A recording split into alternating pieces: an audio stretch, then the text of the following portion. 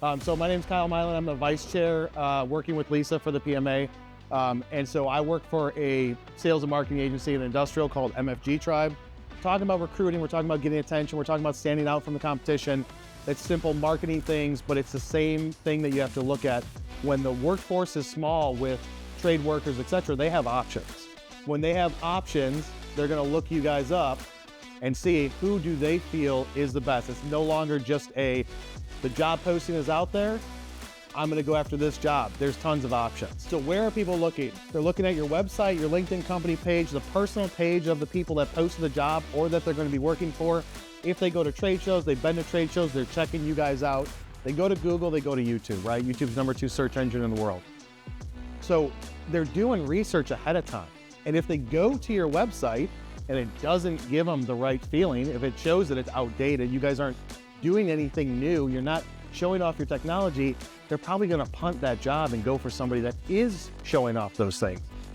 So I had this idea, well, hey, how do you stand out? So what we did was we went there, we interviewed for the 8 different types of position that they had, interviewed the person currently in the position, filmed B-roll footage of them doing the job, and accompanied that with the job post. It drastically increased the amount of applications that they had.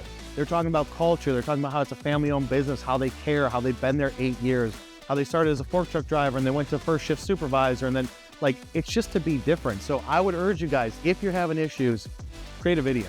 That's how you stand out. But you have to talk to somebody at that job and get their feedback. Just ask them, why do you like working here? What's your day-to-day like, right?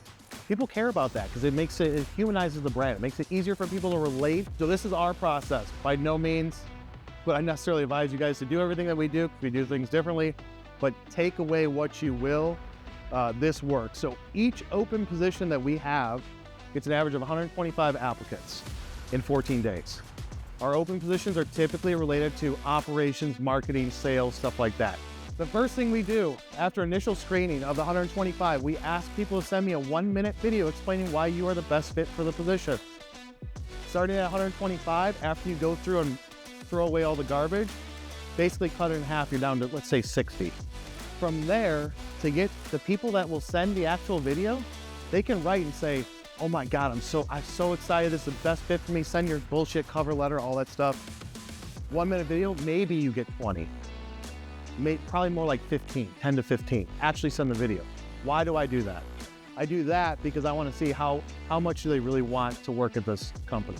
I care less about what they actually say. I care less about them being nervous on video.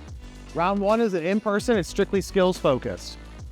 I do not get involved in this. This is for the managers. They focus strictly on the skills, your work experience, your skills. Do you have experience to do what we're asking you to do? Or do you have adjacent experience that we can train you to get into it? Round 2 is culture focused. This is when I get involved. I don't give a hoot about anybody's experience in what we do at all. I only care about culture because I will take somebody with culture and turn them into the best as long as they have that workout. So that's where I focus in. Round 3 is in-person, 4-hour working interview that they're paid for, if it's applicable. So you can't do it with every job, but you can do it with most jobs. You got to see, do they fit what you guys are about? Anybody can pass an interview and sell you on anything. They can go in there and say, yeah, I'm with you. I believe in that culture, etc. But do they really?